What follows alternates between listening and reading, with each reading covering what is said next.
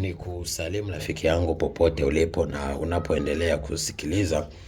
Leo tuna topic ya leo nasema ndoto 3 zinazoonesha kibali na utukufu wako upo karibu.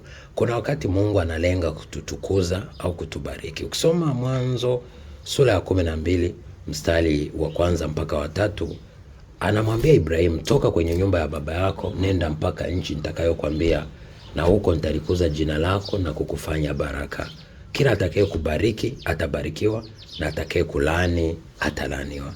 Kwa haya ni mambo ambayo tunayaona, lakini pia unaona kwenye kitabu cha Yohana sura ya 1 mstari wa 16, maandiko yanasema katika ukamilifu wa Yesu Kristo wote tulipokea neema juu ya neema, yani utukufu juu ya utukufu.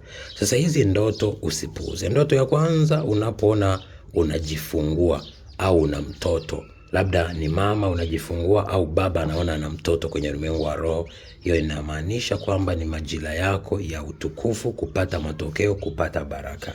Lakini 2 ni ndoto unashangaa unatoka kwenye tatizo, labda unatoka kwenye mto, unatoka kwenye shimo, unatoka kwenye bahari na unaona upo sehemu nzuri tambalale, au sehemu yenye matunda mazuri, au bustani nzuri, au kwenye gorofa. Ina maana Mungu atakutoa, au Mungu amekutoa sasa kwenye majanga, kwenye mateso, kwenye maumivu, sasa anaenda kukutukuza.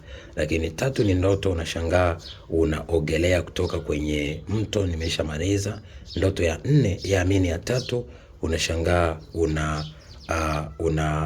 unashangaa unaimba au unafurahi hadi unatoka ndotoni unafurahi au unaimba.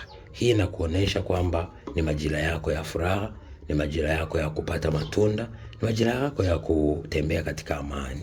Kumbuka amani ni msingi namba 1 wa mafanikio ya mwanadamu.